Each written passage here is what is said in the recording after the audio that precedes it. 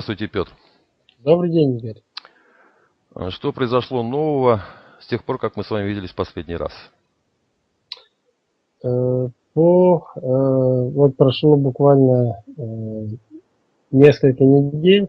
У нас возобновились претензии со стороны Мукачевского горисполкома по отношению к Русинскому дому. Это Русинский дом, который единственный в Закарпатье сейчас, то есть который рабочий, который реально проходит какие-то мероприятия культурные, там общественные. Вот. Дом этот Это общественная организация, извините, перебью. Или какая-то официальная, которая вот государственно учреждена? Не, это общественное, это областное общество подкарпатских русинов, лидер Владислав Лыцович, на него перед этим было и покушение. Даже так? Да. То есть он такой, как бы, известен не просто как бывший депутат городского совета Мукачевского, бывший там представитель разных комиссий и межгосударственных, и областных. Вот. И если предыдущие разы просто хотели забрать коммунальную собственность, здание в центре Мукачева, там крутейшее, его уже, скорее всего, продали, и сейчас просто формально хотят оформить отъем здания, перевод его формально в какую-то нейтральную собственность, там коммунальную, и потом обозначить, что не хватает средств на финансирование, и сразу продать тому, кому они уже как бы продали. Вот. Но конфликт дошел до того, что это фактически русофобия со стороны Балог по отношению к русинам. Он ее и не скрывал. Он открыто говорил, что он маргинализировал 800 тысяч русинов. Вот. Это его сын, который тоже как бы говорит, что никаких русинов, там, говорит, какая-то кучка маргиналов есть. Конечно, это унижение очень большое. И принято решение и русинами, и которые мукачевские, и русинами, которые областные, которые за границей, всей русинской диаспорой, Балогу, мэра Мукачева, и всех, кто проголосует, вот в заседании сессии горисполкома по этому вопросу будет 11 февраля, по-моему, всех, кто проголосует против, чтобы забрать дом, провести перевыборы. Вот. В принципе, у нас сейчас и ресурсы уже, и сценарий для этого готовы, так что мы только ждем решения сессии. Все остальное мы уже готовим, и думаю, что это будет урок не только для Балоги. Проект Балоги будет закрыт полностью в Закарпатье. Он как бы остался только в Мукачеве, который ему подконтрольно. И, скорее всего, что эти выборы будут вместе с выборами в Верховный Совет. Перевыборы, точнее. То есть на мэра Мукачева и на тех взорвавшихся депутатов горсовета, которые сейчас проголосуют против 800 тысяч русинов. Вот это как бы первая такая новость. Она, мы в принципе спокойно воспринимаем, потому что знаем, что все попытки, которые были раньше, когда Балог еще был при власти, когда под ним СБУ было, милиция и еще прочее, он тогда управлял полностью. Но сейчас ситуация кардинально поменялась. У нас появились ресурсы свои, у нас появились выходы на американский конгресс, на Европарламент.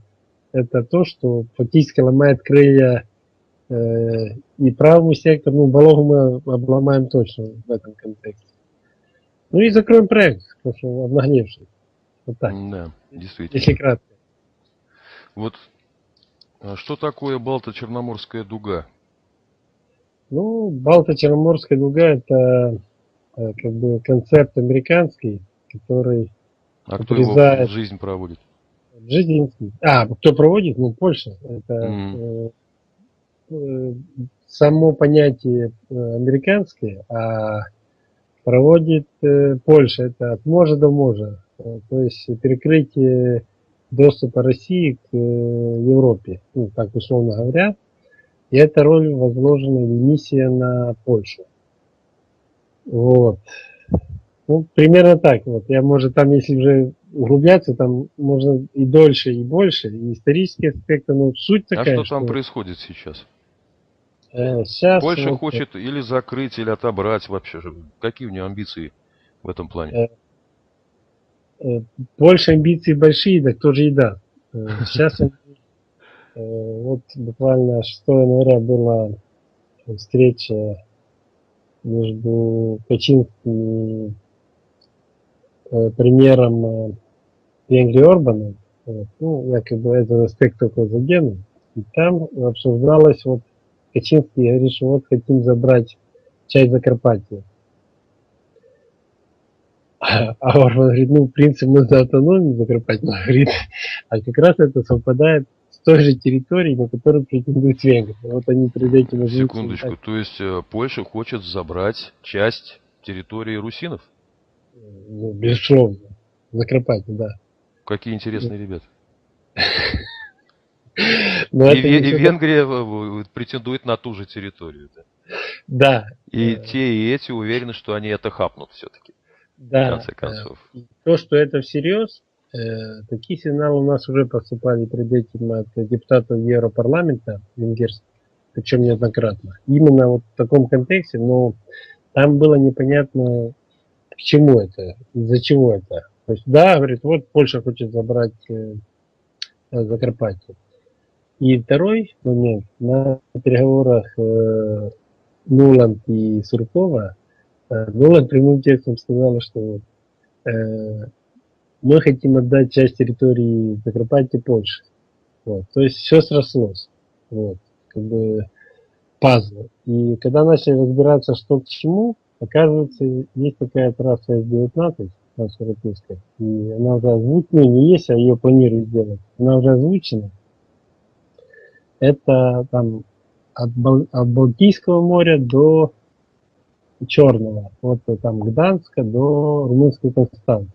Так вот, как бы геополитики, и, скорее всего, это опять же американцы, именно они и обозначили, что оптимальным именно по Закарпатью пройдет маршрут, не через Чехию, Венгрию, ну, Чехию, Словакию, Венгрию и на Румынию, и не через территорию Украины, но с той стороны.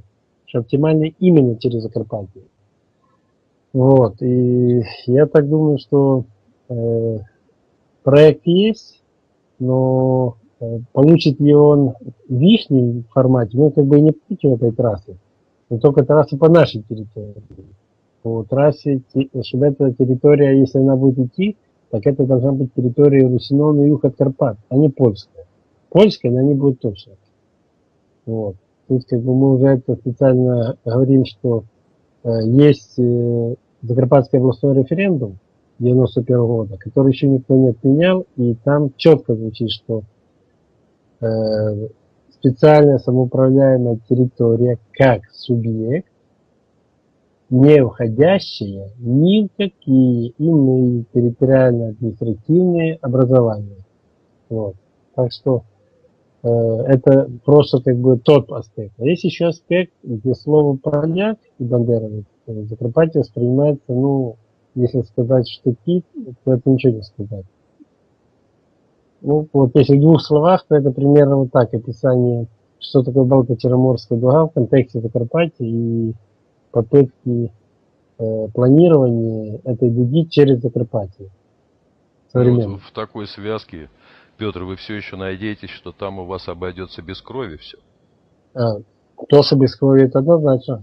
У нас же газ, пока газ это основной, ну, 19 год. Вот если бы это было в 19 году, я думаю, что без крови бы не обошлось в 19 году.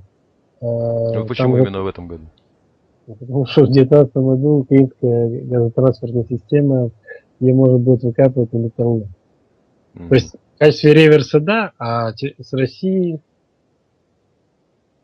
не будет прокачки, особенно если ничего не изменится. Ну, оно-то, конечно, изменится, но если не изменится, ее надо будет просто выкопать. Ну, металлолом будет, еще один бизнес по металлолому.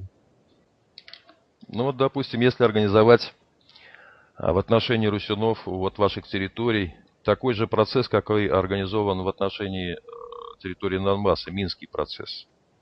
Как это поможет вам? Или Я понял вопрос. Что касается Минских соглашений, вот они прошли э, самую такую печально трагический этап, это военный. Мы, вот эти 25 лет до этого, мы все свои усилия направили на политическое урегулирование вопроса, связанного с референдумом 91 года и приданием нашей территории автономного статуса. Поэтому вся подготовка к Минску, у нас уже все готово к Минску. Но другой вопрос, что к Минску нас никто не допустит. Именно к Минску. именно к Минску? Именно к Минску. Потому что там уже как бы... Подождите, Петр. А зачем ваш вопрос включать именно в минский контекст? Непонятно. Вот. Поэтому у нас сейчас уже как бы обозначился формат либо пражский, либо будапештский. То есть формат Минского один в один переносится в Прагу, скорее всего, Прагу. И те же требования, тот же контекст, но изменение территории будет как бы по локально к Закарпаттю. Участники, ну, скорее всего, тоже ЕС, тоже, ну, скорее всего, США, скорее всего, Россия, ну, и Украина. Вот. Плюс могут добавиться локальные страны Чехия и Венгрия. Вот так. То есть страны, где есть сообщества русиновские. И они как бы правопреемники в той или иной мере. То есть это и Чехия, как бы правопреемник. Сейчас она считается СССР самый основной правопреемник Карпатии. Дальше идет Чехия, и только третий идет Венгрия. Вот. Хотя Венгрия считает, что основной правопреемник это она. Ну, не все так просто и с Венгрией.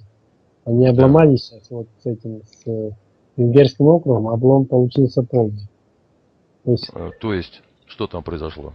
Ну, они 114 населенных пунктов пытались силой продавить, но это абсолютно поддержки не имеет. Я как бы, ну, ладно, назвали бы Беревский район, где превалирует венгерское население, но когда они назвали русинские села, это отторжение такое вызвало, я думаю, лет на 10.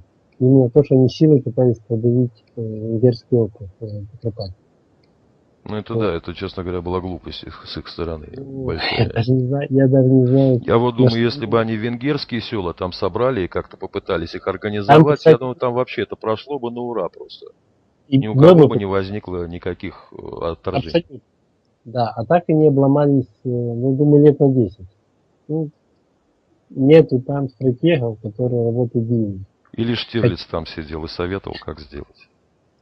Хотя, скажу откровенно, что Орбан, ну, допустим, Русина, в частности, меня, глубокое уважение, это политик, который в рамках Вышеградской группы, это 4 страны, в рамках ЕС ведет довольно-таки взвешенную про венгерскую относительно Венгрии и про реальную, я даже не говорю про российскую, я говорю про реальную политику. То есть он видит тупиковость варианта с мигрантами, он видит тупиковость варианта с санкциями. То есть он это и скрывает. Если другие боятся, если, чтобы после этих своих там по шапке не ударили, он говорит прямым текстом, что да, это тупик за санкции, да, мигранты это тупик, да, Путина я уважаю, там, Путин это реальный политик без всяких там этих каких-то побочных эффектов, связанных, что там войну хочет с войной пойти, как его там рисуют и демонизируют, и он там еще что-то. Вот за это Орбану надо отдать должное. Орбан, Земан, вот это такие политики, которые не просто, их слово имеет вес, потому что они есть реалисты. И они говорят то, что они считают для своих народов и выгодным, и нужным. И Орбан в отношении венгров, и Земан в отношении чехов. Вот поэтому и мы выбрали формат, ну, скорее всего, это будет чешский формат, но один из элементов, почему именно либо Будапешт, либо чешский, именно из-за этих количеств. Пока смотрим на те события, которые касаются Верховного Совета. Верховный Совет, как бы сегодня вот регламент по изменению, внесению изменений в Конституцию, они сегодня проголосовали, там 229 голосов. То есть это как бы первый шаг к тому, что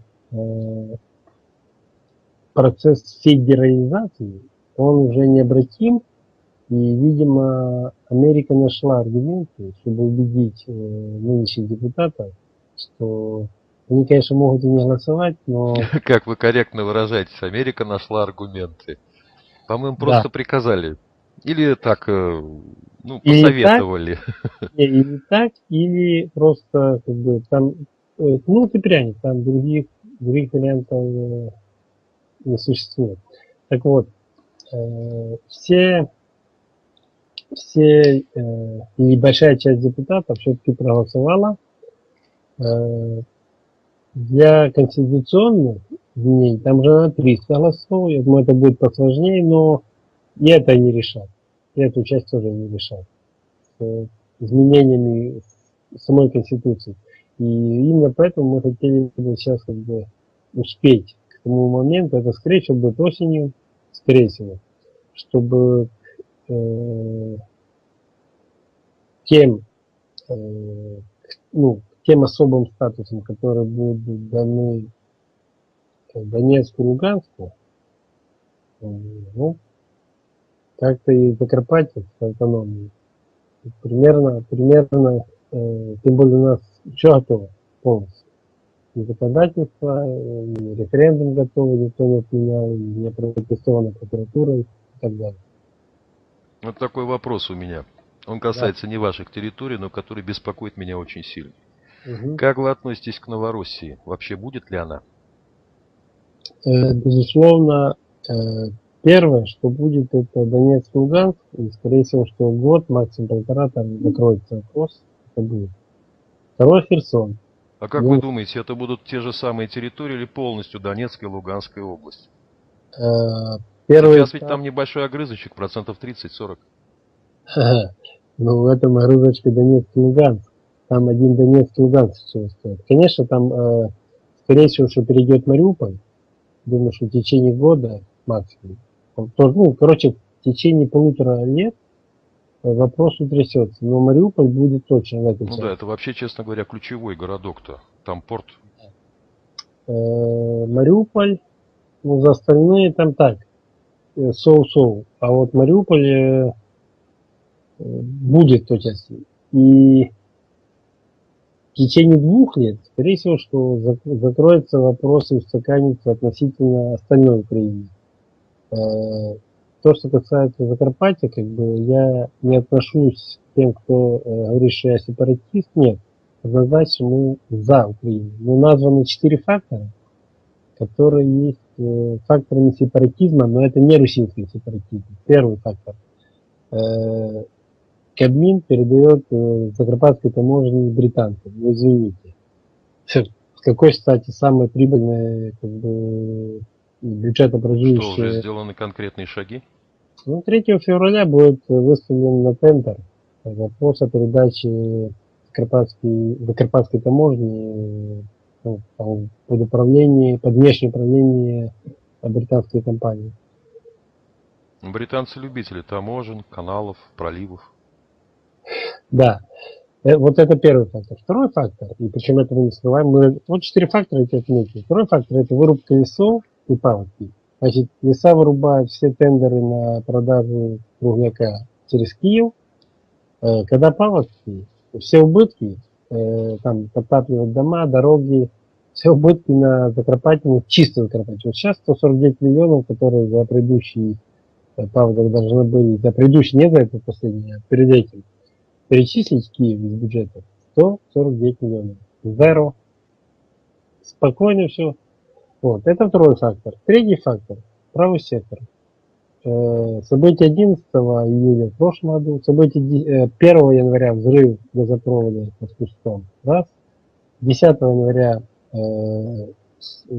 бойня, как это называется, драка нет, это не драка, это все-таки Ну, вооруженная вылазка. вылазка, да, Драгобрат, и я вам скажу, потом в воскресенье, на прошлой неделе вторая бойня в суде, ужас, вырваны батареи, разбиты окна, перевернут зал суда, уничтожено оборудование, извините. И четвертый пункт, это так, в принципе, это и с Балогой связано, как фактор сепаратизма. И потому что Балога и венгры, я еще раз говорю, не путать с Орбаном. Орбана мы уважаем. Мы именно с КМКС, которая сейчас в тесном сотрудничестве с Балогой работает, так вот, венгров, которые вот такие неосмотрительные шаги делают, как вот этот венгерский опыт, мы считаем, что это сепаратизм.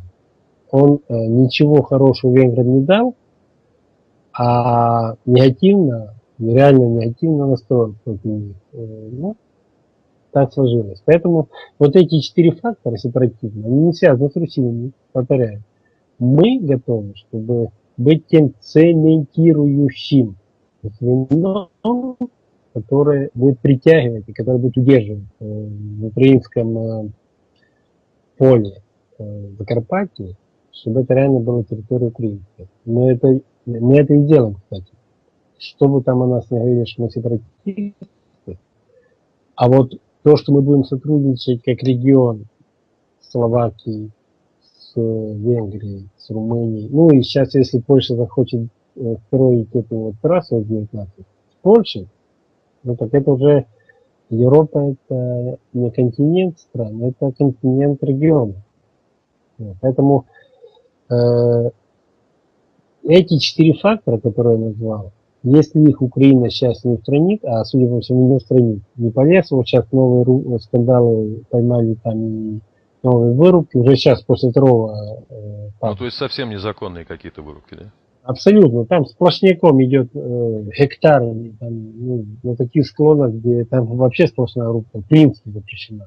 Там только санитарная и так далее. Полностью. Да, жалко. Леса-то на Карпатах шикарные. Да, с правосеками zero, то есть там поналезли наркоманы эти с Верховного Совета Поросюки всякие, махали этими удостоверениями своими, что там прямого действия власть, ну, неадекватно. Венгров, тоже не Венгрия, я думаю, поняли. Венгрия, не думаю, что Венгрия сейчас будут с такими необдуманными шагами, как вот это 114 населенных пунктов венгерских. И все, вот если эти 4 пункта убрать,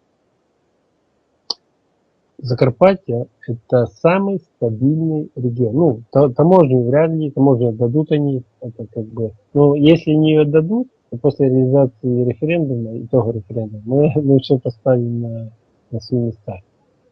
Вот. И вообще мы реально говорим о том, что мы хотим быть с Украиной. Мы хотим быть с Украиной согласно референдуму 1991 года, который говорит, что в составе Украины, но автономно. Это будет оптимальный вариант, чтобы Украина забыла, что это дотации касается нас, что это там вот эти с правосеками, мы это за неделю еще найдем порядок с правосеками, с дорогами, нам не нужны будут эти поступления, которые сейчас жалкие гроши выделяют на ремонт дорог, и в итоге вместо туризма, ну, если нет транспортной дорожного инфраструктуры, о каком туризме речь? Доехать там на курорт, на тот же Драгобрат, или даже по центральной Киев-Чоп трассе, то там каждые 10 метров ям. Вот. Поэтому это мы все решим. И к этому, именно из этого мы хотим, чтобы это был статус автономный, статус, который обеспечит и экономическую, и в определенной степени политическую, а прежде всего национально-культурную. Для тех народов, там более 70 народов, которые проживают на территории, мы готовы обеспечить реальную поддержку школы, там, фестивалей, все, что касается именно вот Финансами этих. в том числе, прошу прощения. Конечно, конечно.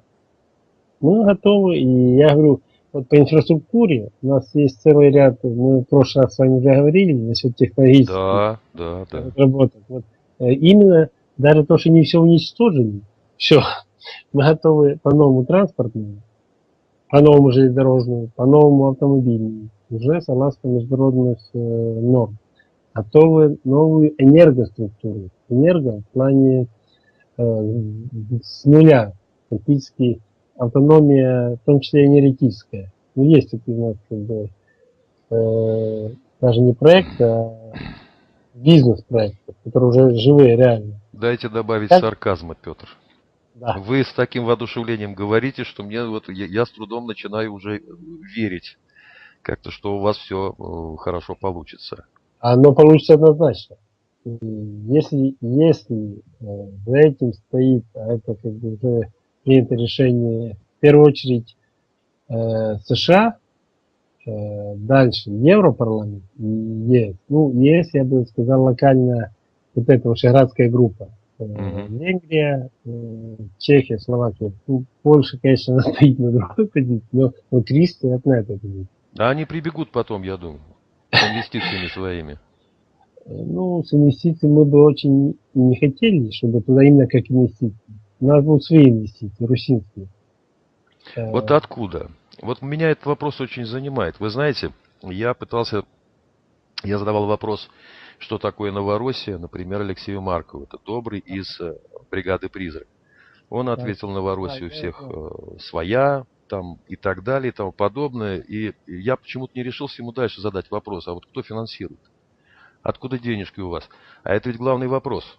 Ну хорошо, вот Донецкая, Луганская области, их будет финансировать Россия. Что тут говорить, что греха скрывать, как говорится, да?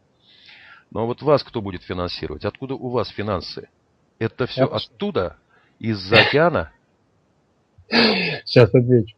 Значит, первое, это Закарпатье занимает второе место по коэффициенту транзитности в мире. В мире. То, что инфраструктура разрушена, это восстановить инфраструктуру там ну, до миллиарда. До миллиарда. У нас уже сейчас есть порядка 2-3 миллиардов, которые мы готовы именно в инфраструктуру. Ну что, если не восстановим инфраструктуру, то говорить о развитии народного хозяйства не имеет смысла. Это Безусловно. и чисто русинские инвестиции.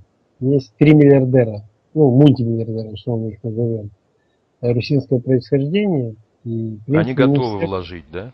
Да, готовы. Да. Они как готовы вложить как капитал или благотворительность, так сказать?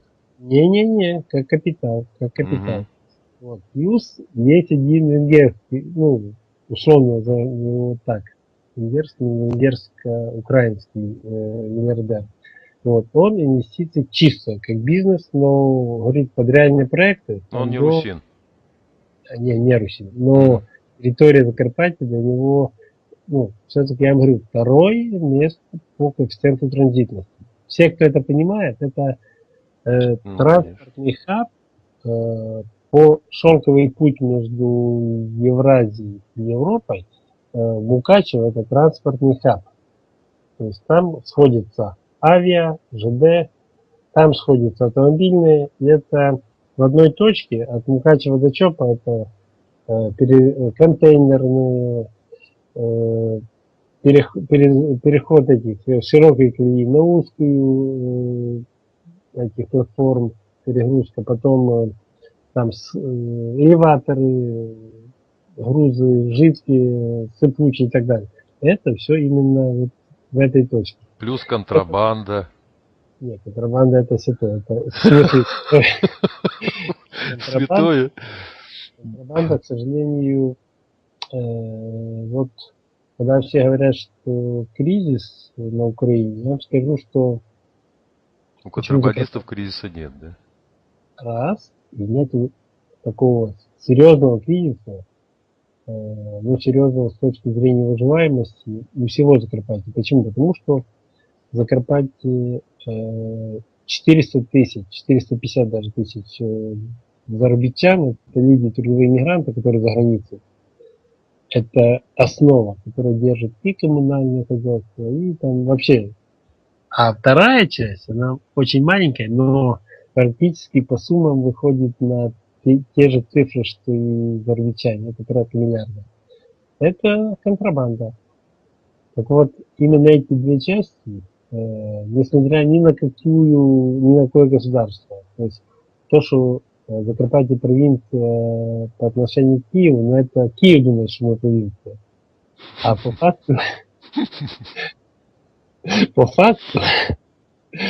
факту, конечно, Закарпатье может выжить, ну, и Киев это прекрасно понимает. Когда состоитесь, Петр, будете бороться с контрабандистами или подружитесь? Вопрос сложный, понимаю. Вопрос контрабанда контрабанде рознь. Значит, наркотики, нелегалы, это смертная казнь.